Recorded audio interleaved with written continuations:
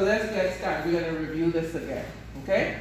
So the purpose of this course is we're going to find out the difference between EKG and ECG. Like I said, EKG and ECG, just simply means where you are, okay? So in England or whether in the US, there's a difference in how they say EKG or ECG, but electrocardiography. So what does the EKG do? It's a diagnostic test to determine whether the client has ischemia or if there's an abnormal rhythm. When we talk about ischemia, we're going to think about oxygenation. What is oxygenation? The body relies on oxygen and glucose to keep it alive. Oxygen is carried in our blood vessels by way of hemoglobin. So when your oxygen level is low and your hemoglobin level is low, what are we going to notice in our patients? Our patients are going to be sluggish, they're going to be fatigued, they're going to be tired because there's lack of oxygen. What does the EKG diagnostic do? It gives us the interpretation whether this patient has ischemia, low oxygenation, or whether there is an abnormal rhythm. Now, our heart is very peculiar. We already know that when we look at our heart, this is our kindergarten drawing of a heart, right? Mm-hmm. But for us, we know that our heart is like a little box. It has an upper chamber and a lower chamber. You have your atriums in your upper and your ventricles in your lower. You have your right and your left. So right atrium, right ventricle, left ventricle. If you notice, your left ventricle is a little bit larger. And this is where we measure what? Blood pressure. You have your SA node and your AV node. Our normal heart rate is between 60 and 100. 60 and 100, that's good. Your SA node regulates your heart rate. So your 60 to 100 is regulated right here. Because when that blood is coming through from the body into the right atrium, it's coming in at a fast rate. So all day, our heart is going around in a circle, back and forth, very rapidly. If we were to cut the one of the arterioles, you're going to see that blood shooting. That's how much pressure is in our cardiovascular system. That pressure now comes from the body into the right atrium at a very fast rate. That goes into the right atrium through the SA node that regulates. So if I take your heart rate now, you may be 70, 80, because your SA node is doing what? Doing what? Regulating. Then it goes into the AV node and it further slows down. So in our ventricles is going to give us a beat less than what? 60. We cannot live on 60. That's why they say 60 to 100. Anything less than 60 is abnormal. So let's work it backwards. If you are having a heart attack, you will have quibbly lines. It's fibrillating. You need the defibrillator. That's fibrillation. This is in your ventricles. If you do not defibrillate, it goes to a systole. And this is when you need what? CPR.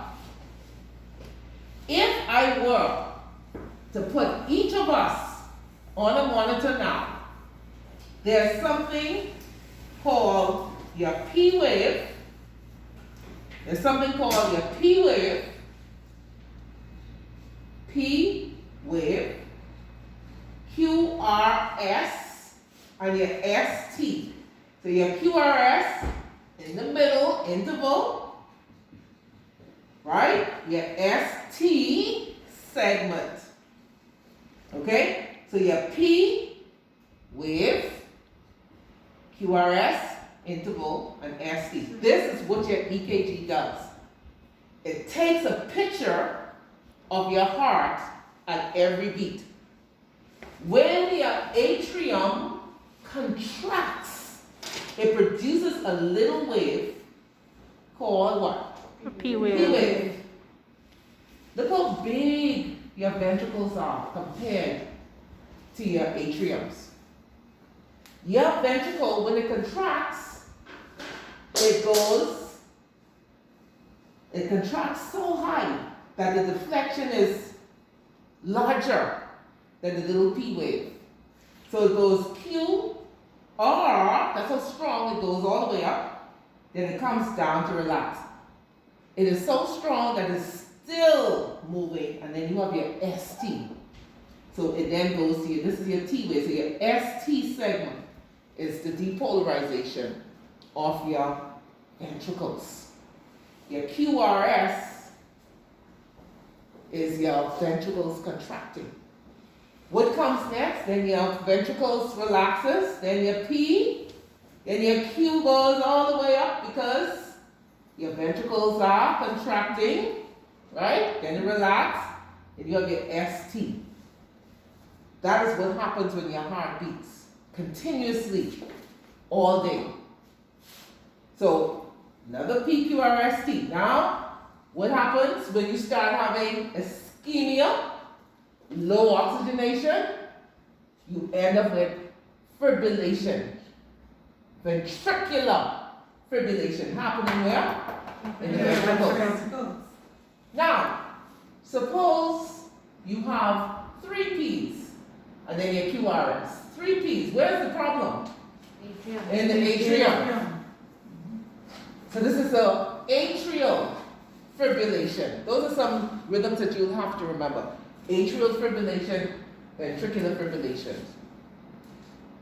Now, what happens, we take this EKG, we place the leads on, and they are little square boxes.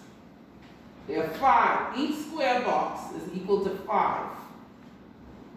1, 2, 3, 4, 5, right? Each one of these boxes is equal to 0.04. If I have 5, 0.04 times 5 is equal to 0.2. So it's divided into seconds. Okay? So every box here is equal to 0.2 seconds. If a P wave comes like this and covers this box, that means this atrium was contracted for how many seconds? 2. 2 seconds. Anything longer than 0.2 is leak, that means it's abnormal. It's contracting too long of a time. Alright? So this is one of the parts that you look at. If, for example, now, instead of a QRS coming and another P wave comes, then we know that the ventricles are not having time to kick in. Something is wrong in the atrium. We're going to have a fast heart rate. Talking about heart rate, we did this already.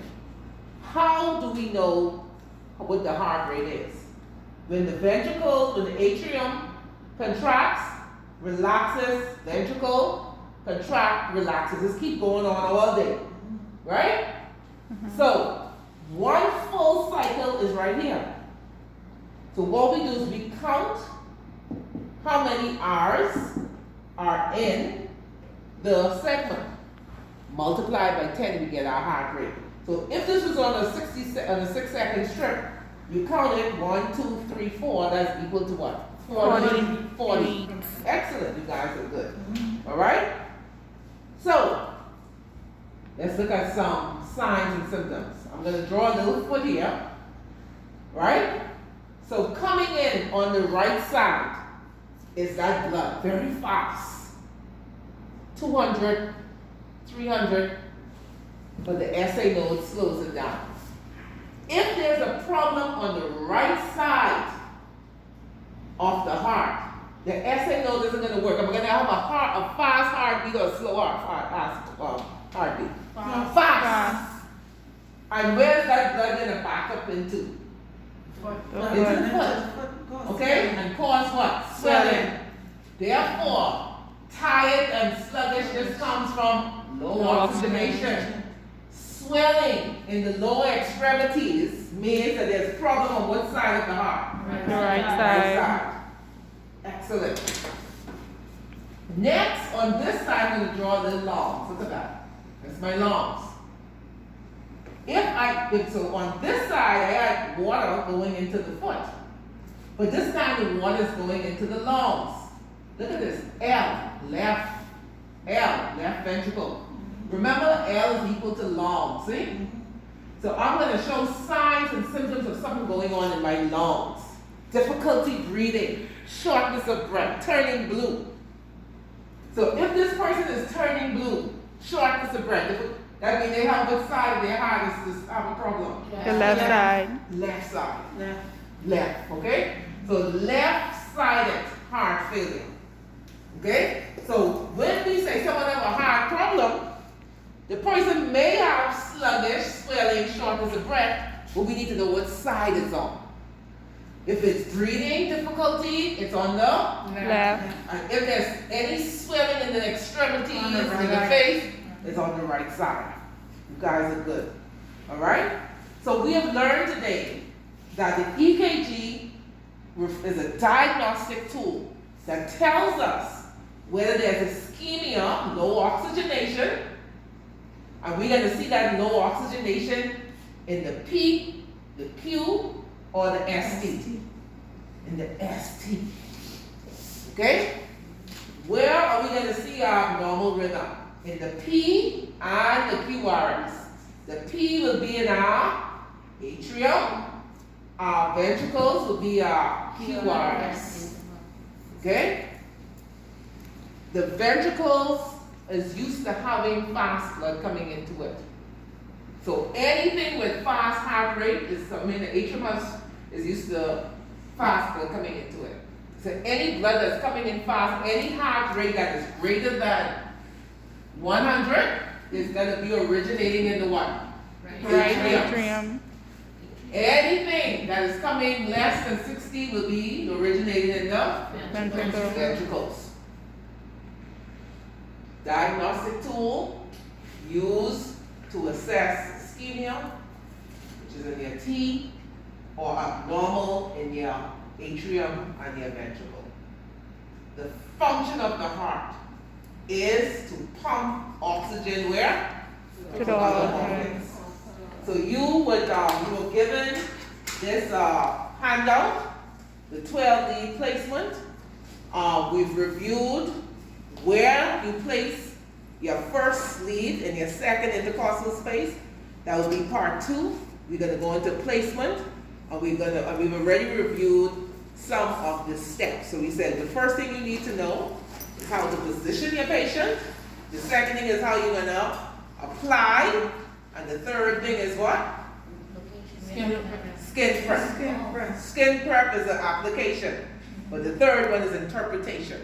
Okay? So your skin prep, that means you're going to be able to know that if there's any burns, whatever, hair, oily skin. Yes, good. Excellent. Okay? So with that being said, your homework is that you're going to do what? Memorize the 23 steps. Okay, there are 23 steps. Once you memorize those 23 steps, we're going to continue with class on the next day that we meet. Okay? Thank you guys.